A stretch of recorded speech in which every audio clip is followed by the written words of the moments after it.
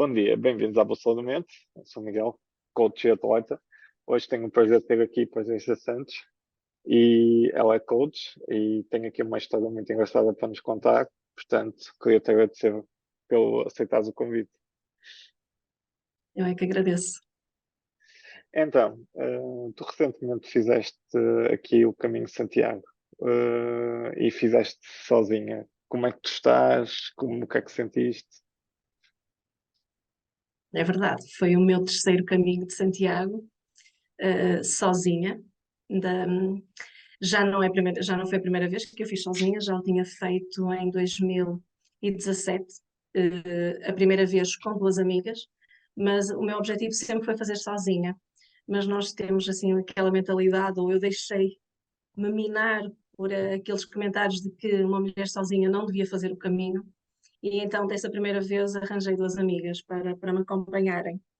Depois de eu ter feito, percebi que afinal não havia perigo nenhum e fiz sozinha.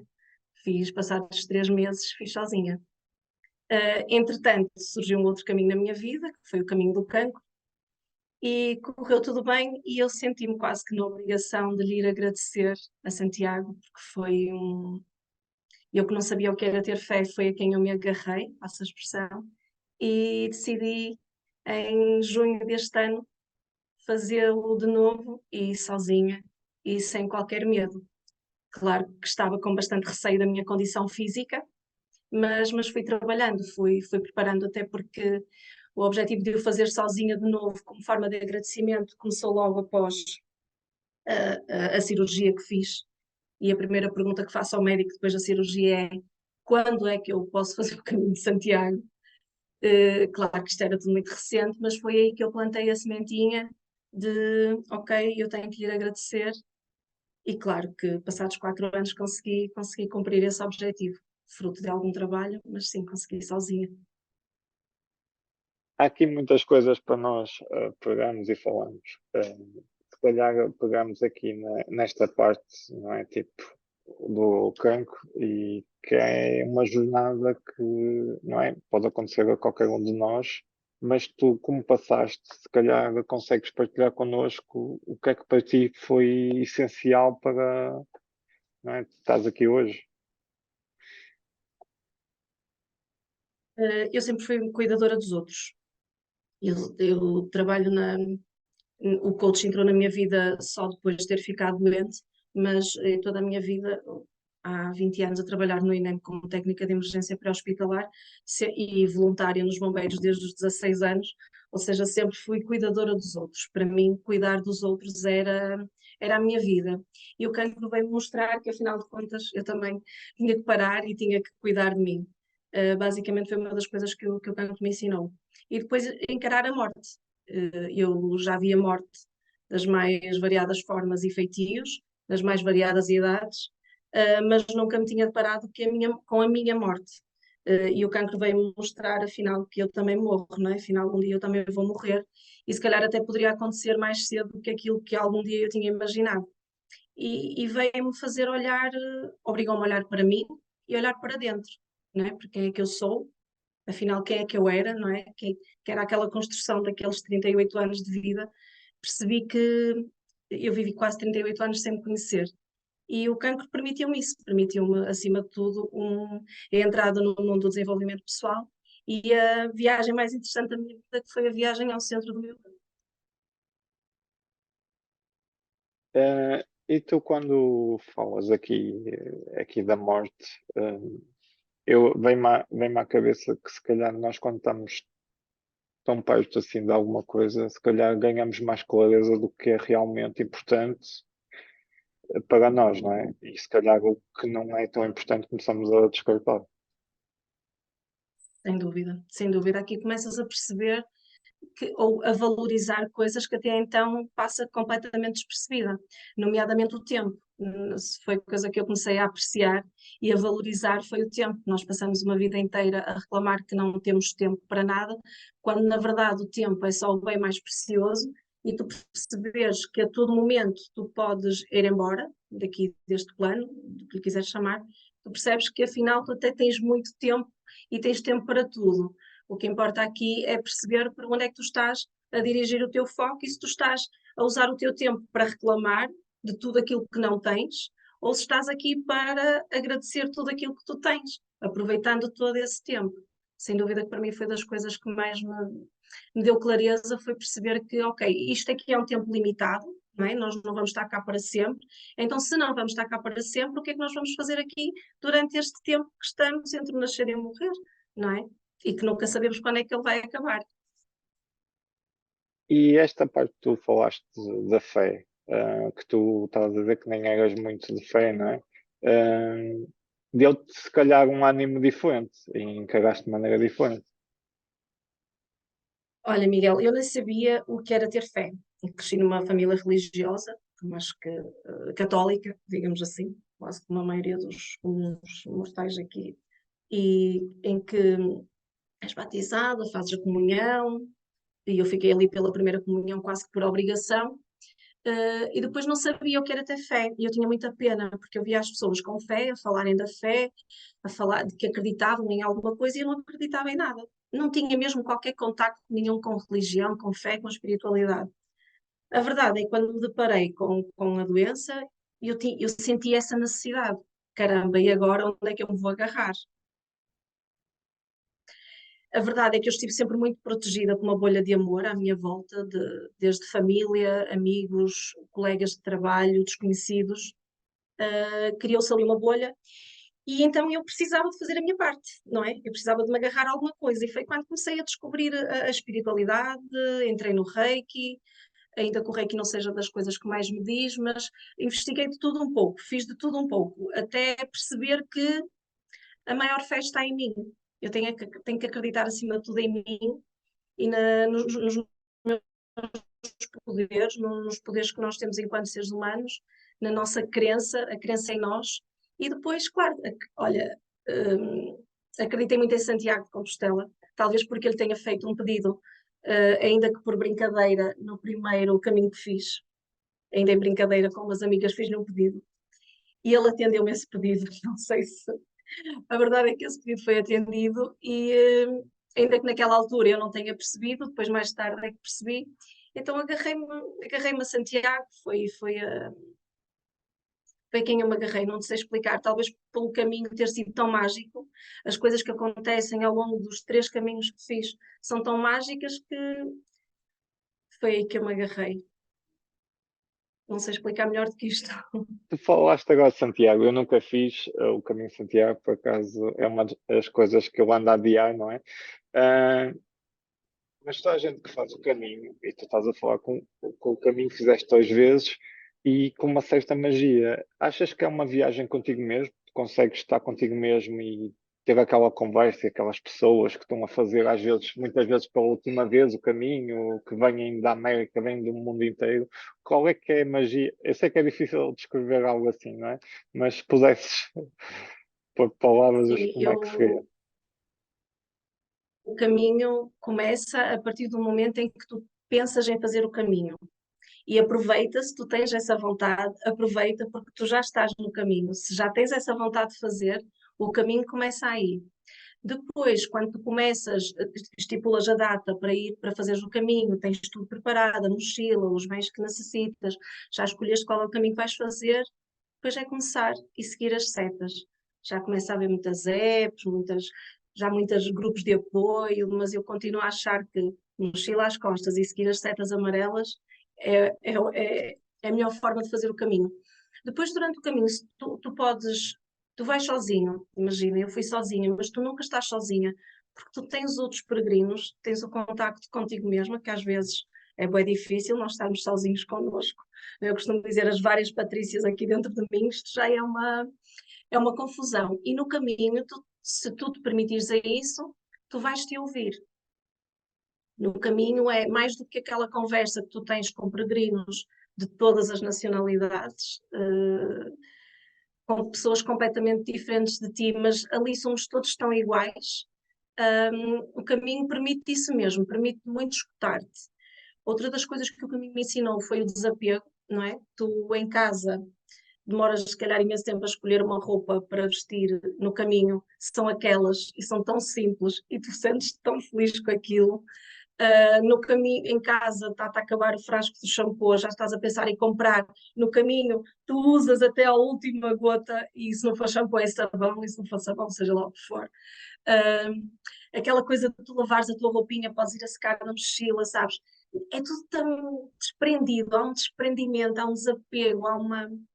E depois há outra coisa que eu falo muito sobre o caminho, que é o respeito, sabes? Há o respeito da. Nós dormimos em albergues públicos ou mesmo nos privados, mas há um respeito que eu não. Que há. Imagina, nós em casa às vezes não conseguimos fazer silêncio para os que estão, mas no caminho tu tens aquele cuidado de nos albergues, tu preparas a mochila na noite anterior para de manhã fazerem pouco barulho e anda-se assim, pezinhos de lei, tanta gente, e há assim uma. Houve, é uma magia, olha, eu não consigo descrever melhor que isto. Há todo um respeito, mesmo entre homens, mulheres, não há cá problemas nenhum, estás a perceber? Nunca senti medo algum, nunca senti nada que possa dizer aqui, não faças sozinho, tu ou qualquer, ou uma mulher, não há qualquer perigo. Hum, Toda uma liberdade, um respeito. E tu achas que, por exemplo, quando nós fazemos este tipo de coisas que às vezes são-nos difíceis porque às vezes não estamos preparados ou não é, são muitos quilómetros, o melhor do ser humano vem ao de cima, porque este espírito de entreajuda entre vocês, porque vocês não se conhecem, mas se for preciso, tu dás toda a comida a um estranho, não Ai, sem é? Eu dúvida. já ouvi histórias assim, não é? Que é o melhor do Partilhas ser humano. tudo. Partilhas, sabes que no primeiro caminho, quando eu fiz, na primeira ou na segunda vez, quando fiz sozinha, nós estamos no albergue e depois íamos lavar a louça, não é? E tens que esperar pela tua vez para lavar a louça. E eu fui pousar as minhas coisinhas, que era só um pratinho, um talher e outra coisa qualquer, e pousei lá para chegar a minha vez. E depois, quando fui, porque estava um grupo de escoteiros, quando cheguei lá, além da louça estar lavada, a minha, tinham lá um bilhete porque eles perceberam que eu estava sozinha e deixaram um bilhete. Isto é mágico, sabes? E há ajuda, há dicas. Por exemplo, aprendi aquilo que eu utilizo para proteger os pés. Foi uma ultramaratonista brasileira que me ensinou, que é Bepantene com vaselina. Foi espetacular. Outra das coisas que aprendi com ela é a questão dos tampões, porque eu não usava tampões e o único senão do caminho é o ressonar dos outros. É o único senão. Por isso, tampões é a primeira coisa que tem que entrar na mochila. Tirando isso, aprendes muito com os outros. Se estiveres disposto a isso, aprendes, recebes e dás. E qual é que é aquela sensação quando tu chegas lá? Eu vejo muitas fotos, não é, nas redes sociais, o pessoal quando chega, não é, está à frente da catedral, vê-se mesmo pela foto em si, não é? Uma imagem às vezes fala mais do que mil palavras. As pessoas, eu noto que é uma superação, é uma maratona, pronto, é qualquer coisa que transmite uma paz enorme, não é? Se calhar acabar o impossível que tinha metido na cabeça. Eu posso te dizer que nos últimos quilómetros, todas as dores que tu acumulaste nos quilómetros todos anteriores, nos últimos 5 quilómetros as dores desaparecem. Mas isto é quase como por magia. E tu, mas como? Como? Não, como? Não sei explicar. Se até ali até podias vir a mancar. Eu felizmente devo ter uma boa pele e não faço bolhas. Eu, graças a Deus nunca fiz bolhas em todos os caminhos que fiz, mas há dores musculares, logicamente por mais preparação que haja. Mas ali nos últimos 5 quilómetros as dores passam. E tu quando chegas, eu nunca fiz o caminho de Fátima, por exemplo. Eu nunca fui a Fátima a pé, mas já estive no santuário. E eu comparo, fazendo aqui entre a Praça do Obradoiro, em Santiago, e Fátima, quando vias chegar as pessoas de Santiago, há ausência de dor, há um espírito, há uma magia, há uma alegria, há uma superação. E em Fátima, aquilo que eu sinto, e respeitem todos os crentes, porque eu também acredito na Nossa Senhora de Fátima, mas há sofrimento, há dor, tu vês aquele desespero na cara das pessoas. Em Santiago, mais em Santiago, tiram-se mochilas, as pessoas abraçam-se, há uma. Olha, é uma energia que só quando se começa a percorrer ali, quando atravessas o semáforo e começas a percorrer ali a lateral, não sei, tu ganhas, eu pinchava com 5 quilos às costas, algo que para mim era impensável, não é? Mas é mágico. E tu, então, pelo que eu percebo, a tua mentalidade então também foi mudando, desde que tu sem passaste por dúvida. estas coisas todas. O que é que achas que mais mudou e que repercussões teve na tua vida? Olha, acima de tudo, conhecer-me, respeitar-me e gostar mais de mim. E colocar-me, ser a minha prioridade. Mesmo tendo filho, tenho um filho e nós muitas das vezes colocamos sempre os filhos em primeiro lugar, mas aqui se tu não estiveres bem, não vai estar bem para ninguém, nem para os teus filhos. E se uma coisa que eu aqui aprendi nestes últimos anos é que eu tenho que gostar mais de mim, eu tenho que me respeitar à frente de tudo. Eu tenho que estar bem para estar bem com os outros, seja ele filho, companheiro, amigos, família, o que for. E falaste aqui nesta parte de ser mãe, o que é que a maternidade te trouxe? Medos, muitos medos. O meu filho já tem 19 anos e eu fui mãe bastante novinha e não foi algo que tivesse sido planeado, mas de facto eu tinha o sonho de ser mãe e ter muitos filhos, mas fiquei-me só por um. Mas a maternidade trouxe-me medo, trouxe-me a profissão mais difícil que alguma vez possamos exercer e para a qual não nos pedem qualquer tipo de experiência, nem qualquer tipo de. É mesmo isso, não te pedem nada para ser mãe, não vão ver as tuas competências. E depois o giro disto é aos 19 anos tu perceberes que afinal até fizeste alguma coisa bem, aquelas coisas que lá atrás tu fazes, mas não vês o resultado, aos 19 anos tu já consegues perceber o resultado da educação que tu deste ao teu filho, os valores que tu lhe foste transmitindo, e isso é muito bom de se ver. Tu educas uma criança que hoje é um adulto extremamente responsável, uma pessoa extremamente atenta aos outros, acima de tudo com valores que eu acho que são fundamentais nos dias de hoje, nos jovens nos dias de hoje, que é olharem para o lado e saberem que do outro lado está um ser humano. Ponto. Tu ao bocado falaste da necessidade que tu não sabias o que era pagar, não é? Este piloto automático que nós vivemos de produtividade, sempre fazer muitas coisas. Gabriel, consegui ouvir. Tu estavas Não a te importas dizer, de repetir porque eu não ouvi desde o início, houve aqui um corte. sim, sim, tu estavas a dizer Não te importas de repetir.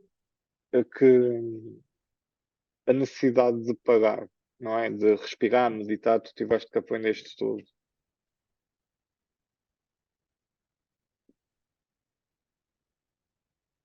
Não te estou a ouvir. Não estás a ver? Não sei se é aqui. Agora já estou, agora já estou.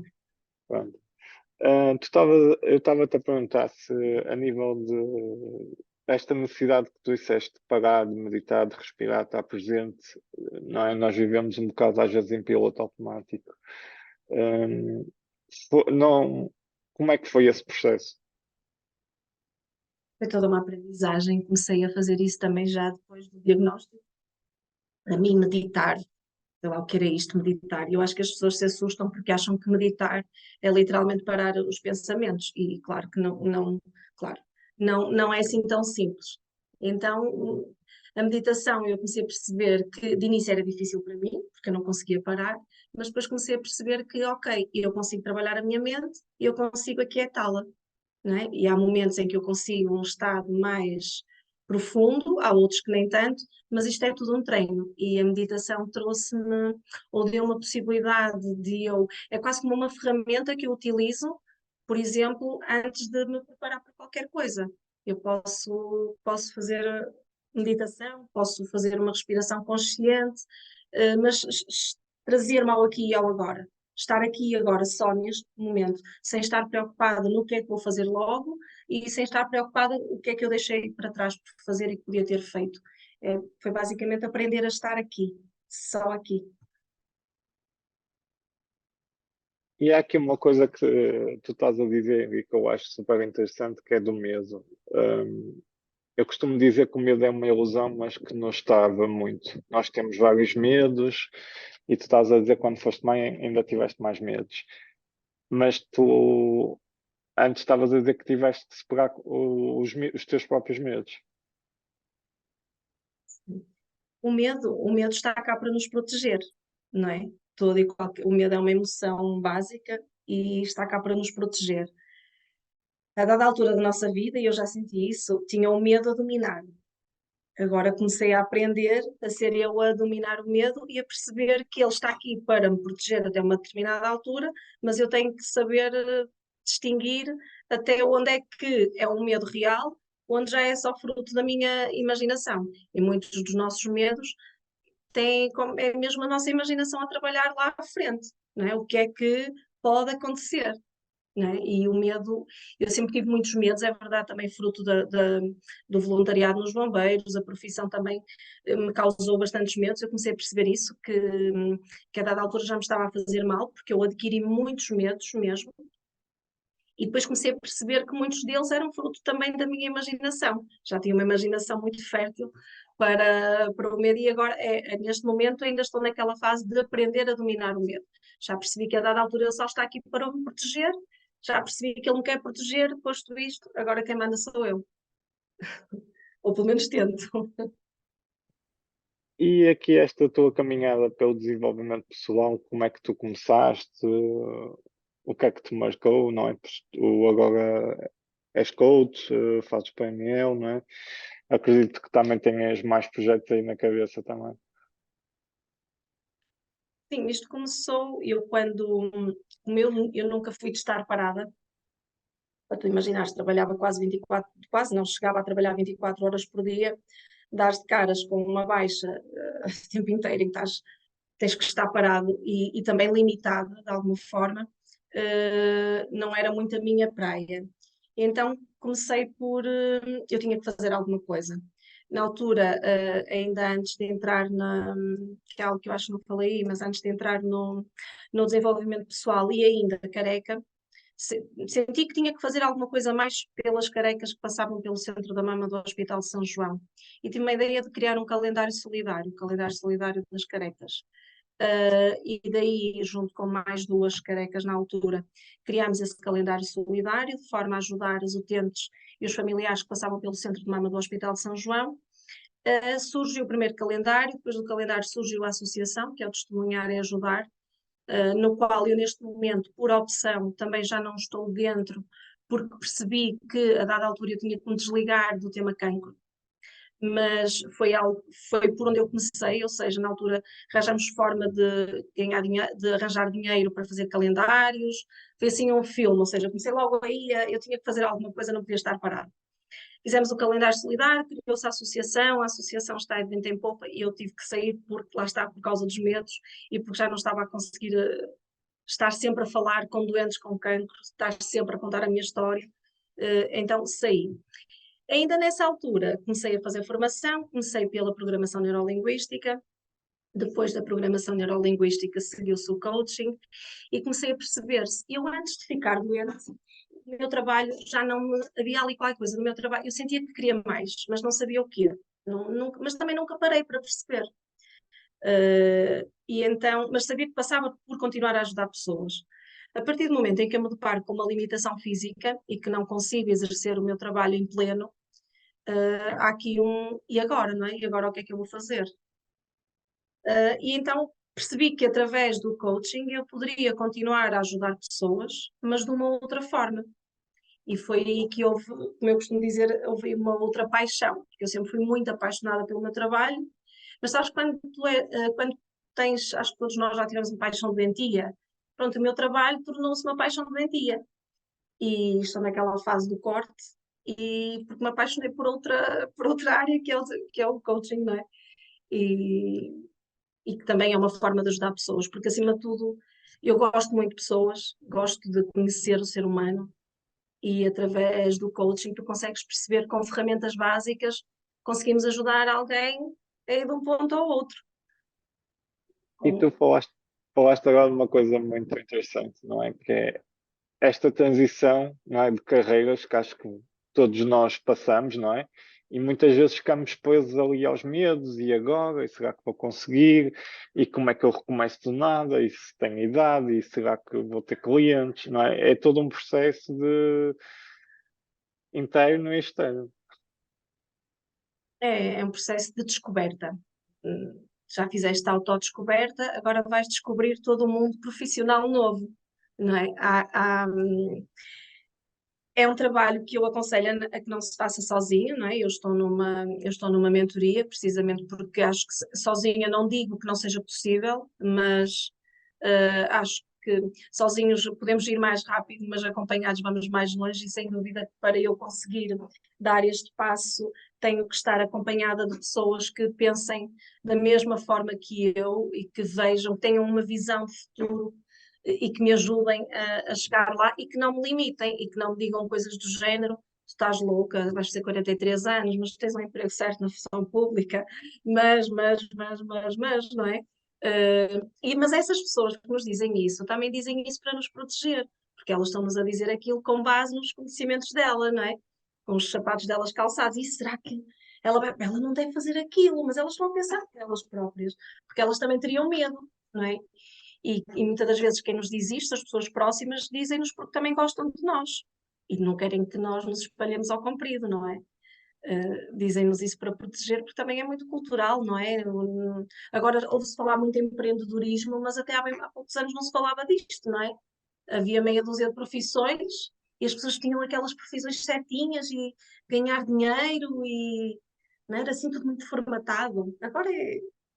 Acho que é diferente, é melhor porque permite-nos conhecer a nós, conhecer aos outros, conhecer o mundo onde nós vivemos, pelo que estamos rodeados, e ir à descoberta, porque afinal isto é mesmo uma passagem.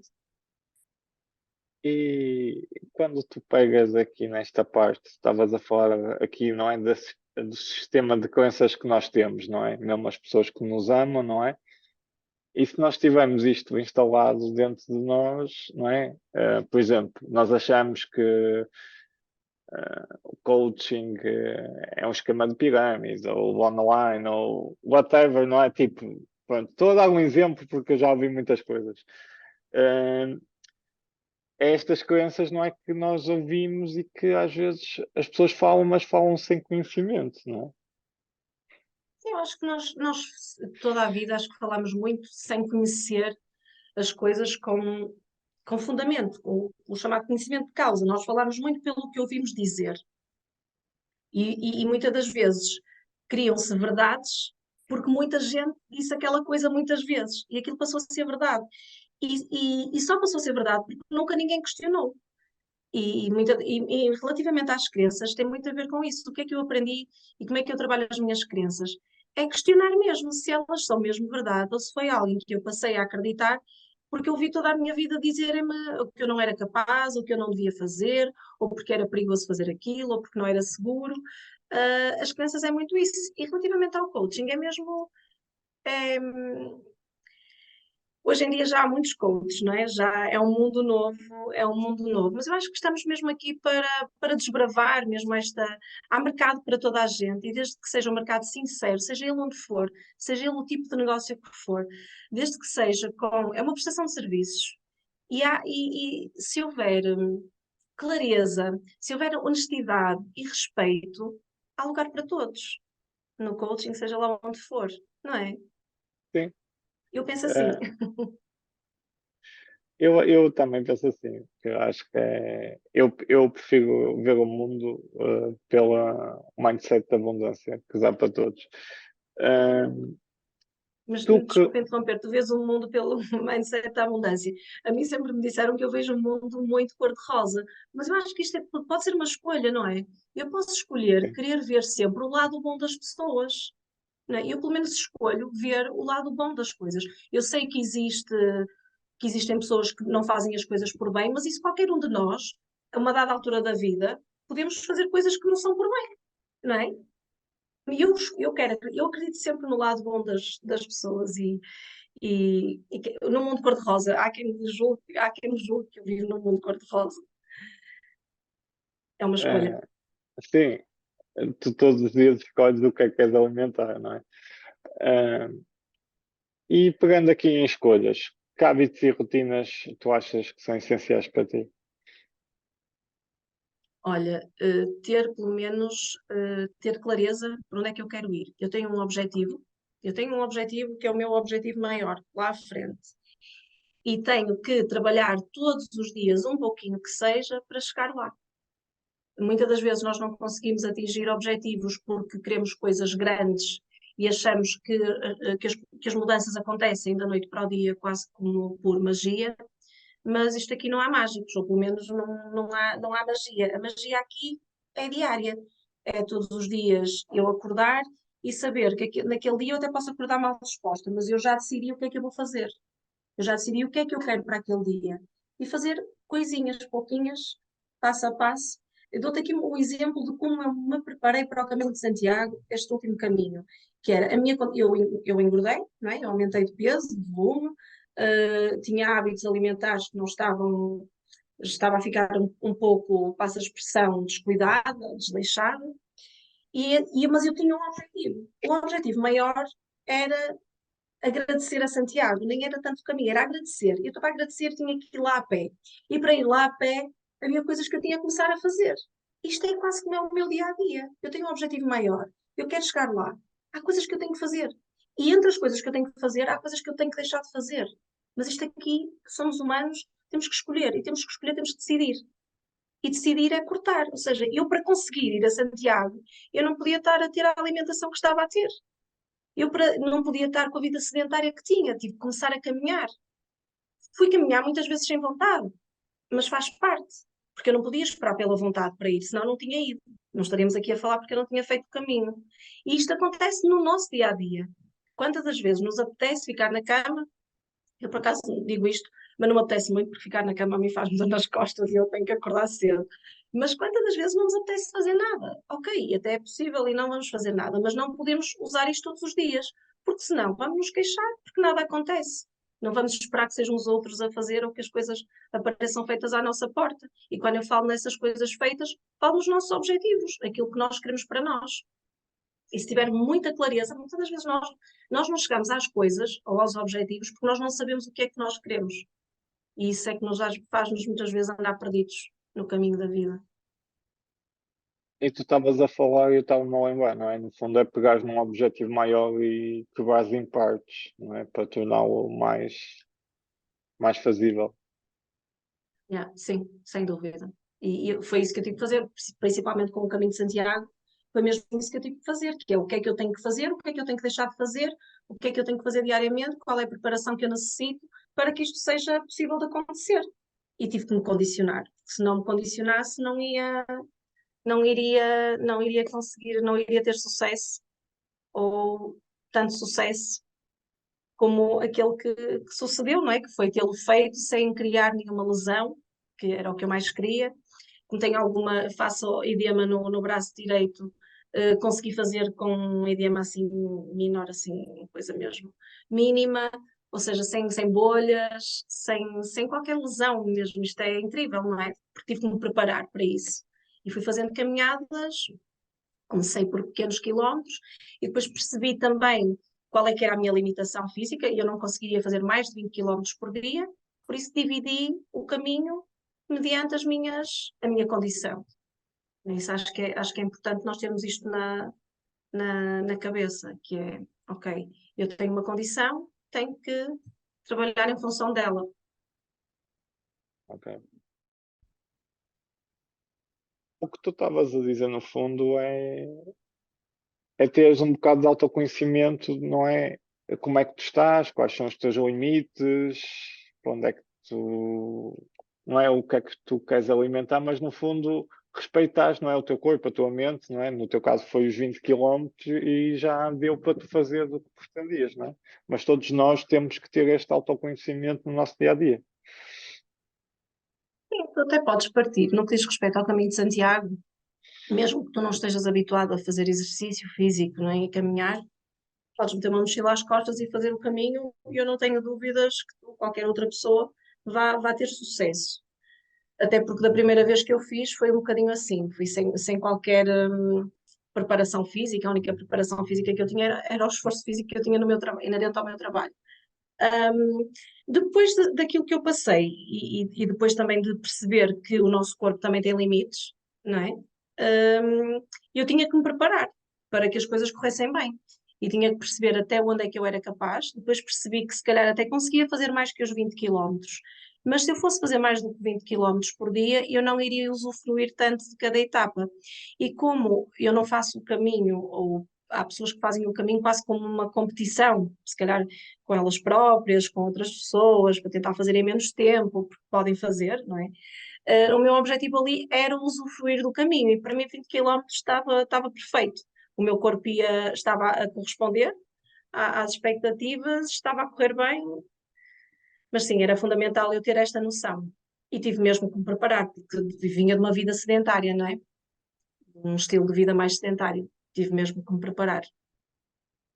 E tu estavas a falar que a maior parte da tua vida tu foste cuidadora. E acho que há muita gente que é cuidador e que às vezes não tem um apoio e às vezes não se fala muito dos cuidadores, do que eles passam, não é? De que a vida deles começa, eu não quero dizer a descarrilar, mas que começa a alimentar outras coisas. Que sinais é que tu achas que as pessoas tipo dão, não é? Que às vezes em silêncio e nós não nos apercebemos que já estão ali a sofrer, não é? Em silêncio. Muitas das vezes não se dão esses sinais. É tudo tão. Como é Então, que eu ia te explicar? É, é tudo tão em silêncio.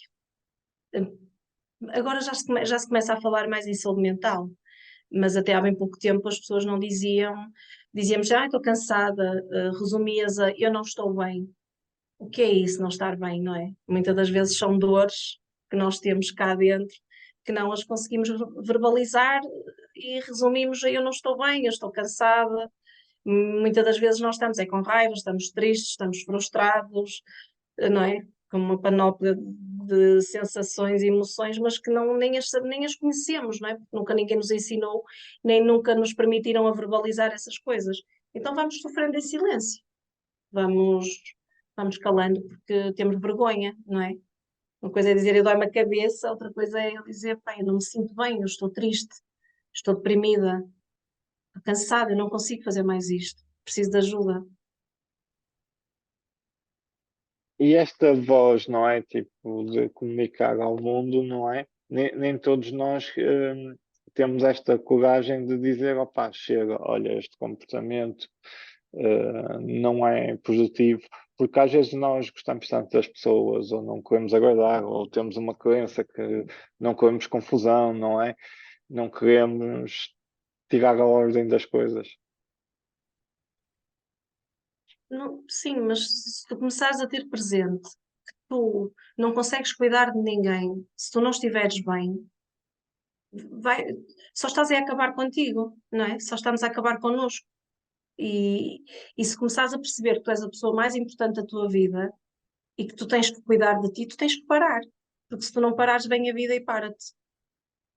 Se não soubermos impor limites, e mesmo a nós próprios, vem a vida, vai arranjar maneira de te parar. E depois aí ou aprendes ou aprendes, não é? Ou paras, não é? Eu nunca parei. Depois, olha, depois chegas ao ponto em que tu tens que parar e que tem que vir alguém e limpar-te o rabo. E isto acho que é a pior coisa que pode acontecer a alguém, é quando tu fazes tudo a Deus e a todo mundo e de um momento para o outro és tu que estás ali a olhar e dizer assim, "Fogo, agora preciso que me façam a mim. E agora? Como é que é isto? Como é que eu vou engolir isto?" Isso. Nada como darmos ouvidos a nós mesmos, a escutar o nosso corpo e aqui as nossas várias pessoas dentro de nós. E estavas a falar da saúde mental. Tu tens visto esta evolução e a importância que já as pessoas já têm no seu dia a dia para cuidar da saúde mental. Eu acho que a pandemia também ajudou, não é? A nós, tipo, olharmos com outros olhos. Sim, acho que. E nós fomos vendo, nomeadamente, alguns suicídios de pessoas famosas, pessoas que nós ficamos. Como é que é possível? Pessoas com vidas tão felizes, mas isso é só aquilo, a caixinha, não é? A nossa caixinha pode ser muito bonita, muito sorridente, mas aquilo que está lá dentro, que muitas das vezes não é verbalizado para ninguém, um dia arrebenta, não é? E é importante que deixemos de ter vergonha e de dizer que, pá, eu estou triste, eu hoje estou triste, eu hoje estou desiludida, eu hoje estou com raiva, eu hoje. É só começar a verbalizar, mas isto não é fácil, não é? Porque nós desde pequeninos, eu falo por mim, tipo, não chores.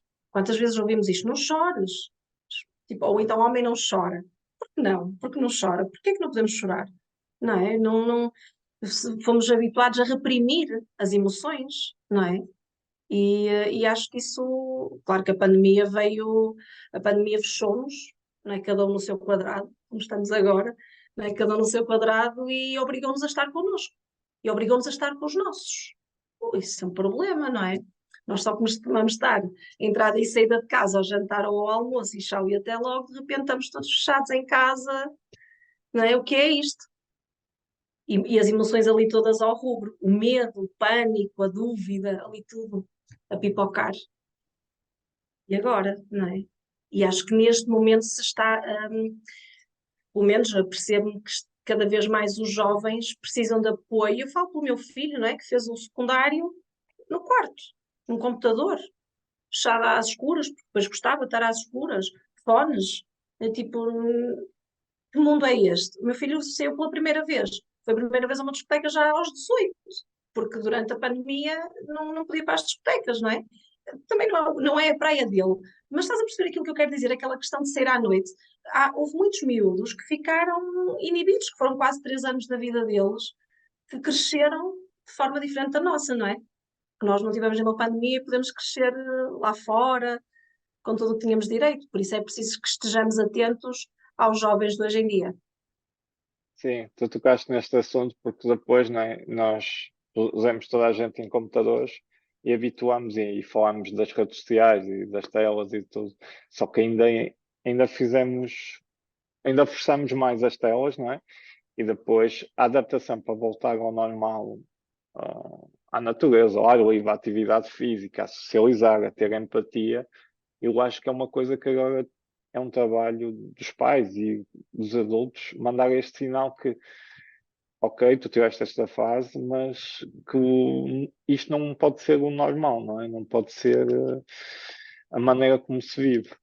Porque acho Eu tive de que, fazer isso com o meu filho, porque o meu filho estava habituado às amizades, era tudo a jogar, não é? Online, grandes amizades, amigos em todo lado, mas não havia o contacto físico. Vai sair, vai estar com os teus amigos, porque os miúdos hoje em dia quase não se abraçam, eles são capazes de estar sentados no mesmo sofá a falarem pelo telefone, pelas apps e não estão, nem se olham, não se tocam, não há o toque. Eu acho que isso é essencial, o toque, o olhar, mas o olhar para além desta câmara, não é?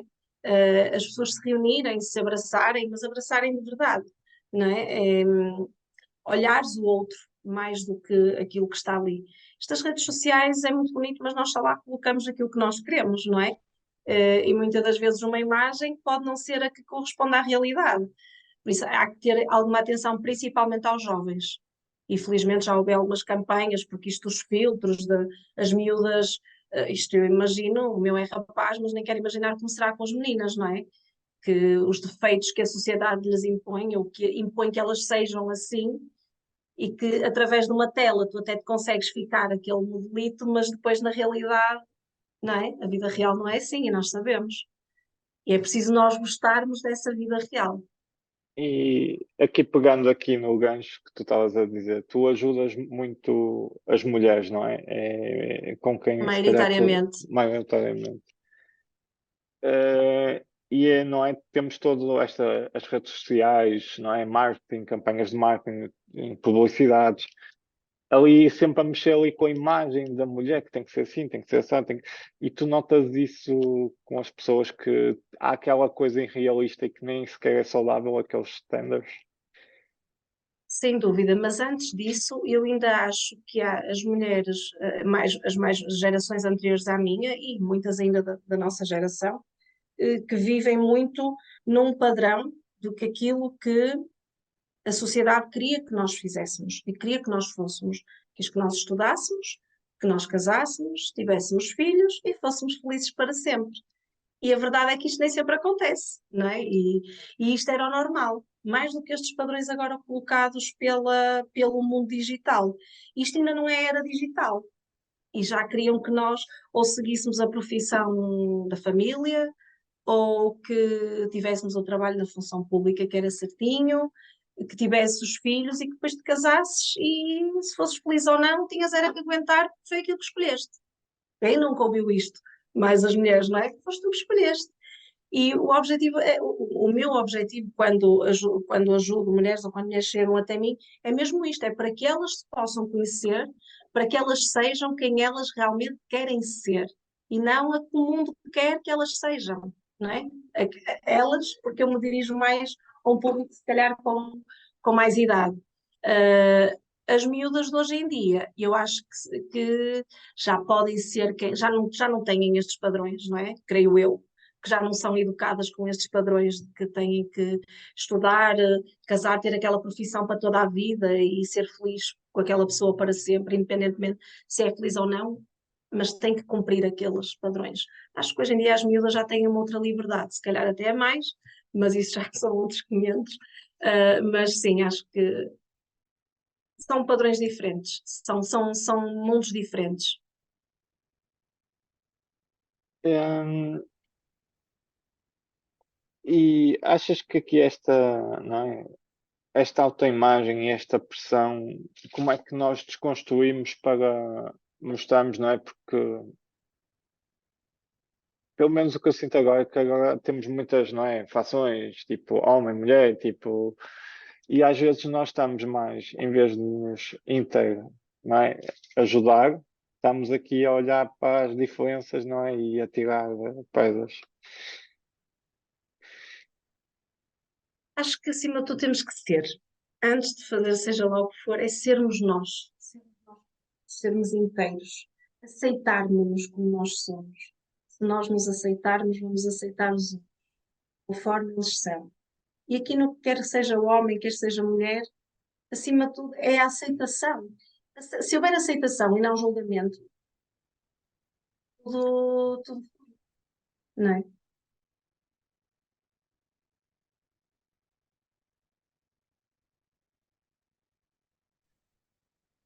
E, e tu que desafios tens atualmente?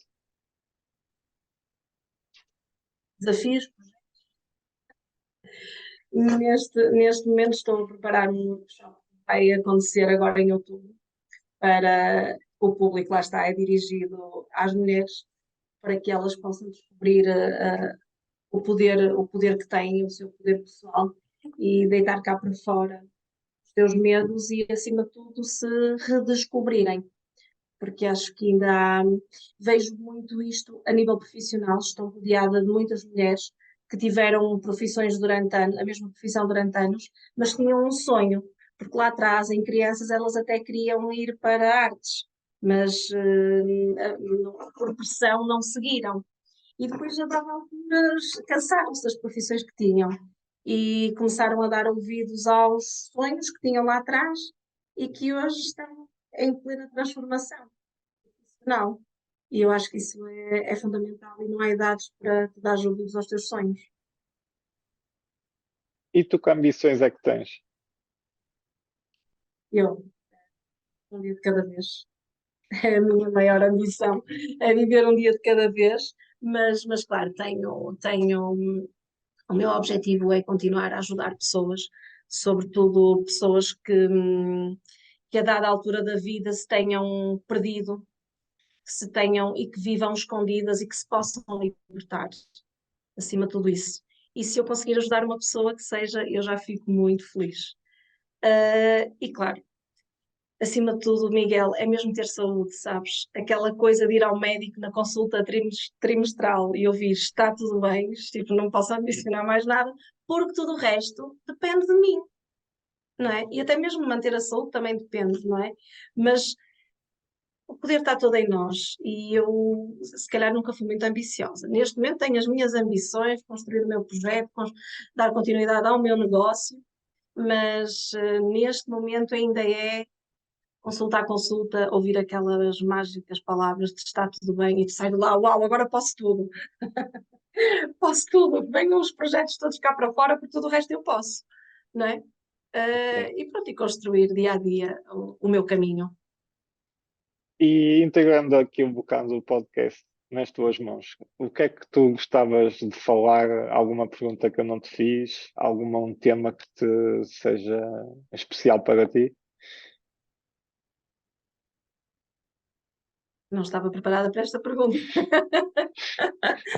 Eu acho que tocamos aqui em pontos que são essenciais e que eu acho que futuramente quem nos vai ouvir acho que poderá aprender alguma coisa ou tirar, ou levar daqui, quanto mais não seja um bichinho para ir fazer o caminho de Santiago. E se forem mulheres a ouvir, podem ir sozinhas, que não há medo nenhum, não há perigo. Até podem ir com medo, porque o medo vai lá estar sempre, não é? Mas nós conseguimos tudo e não há perigo. Não há perigo. O perigo só está na nossa cabeça. Por E isso, e acho que que mensagem final tu gostavas de deixar para ter? tendo em conta que nós vivemos uma existência breve, aproveitarmos ao máximo esta passagem, não é? Este intervalo, diminuindo o queixume e agradecendo mais. Acho que agora está muito na moda esta questão do agradecer, mas a partir do momento em que tu começas a agradecer aquilo que tens, a focar-te no que tu tens, não tens tanto tempo para te queixares do que te falta, não é? Acima de tudo é só pararmos mais no presente e apreciarmos tudo aquilo que nós temos à nossa volta, que é bem mais do que aquilo que nos falta. Patrícia, eu gostava de te agradecer pelo teu tempo, que é bastante precioso, e pela tua história, não é? De superação e de inspiração, e de nos fazeres lembrar o que é que realmente importa, não é? Que a saúde não tem preço e cada dia é uma benção, não é? Portanto, obrigado. Sem dúvida. Eu E é que deseja- agradeço. Eu e agradeço esta desejar-te oportunidade. e desejar-te muito sucesso para o teu caminho e para os teus workshops e imersões e retiros e tudo que tu faças. Miguel, e não te esqueças, o caminho já está em ti. Vou ficar aqui a seguir-te. Já te seguia, mas vou ficar aqui a seguir-te. O Ok, caminho chama por ti. sim, sim, está combinado. Espero em breve estar lá. Acredito que sim. Obrigada. Obrigado.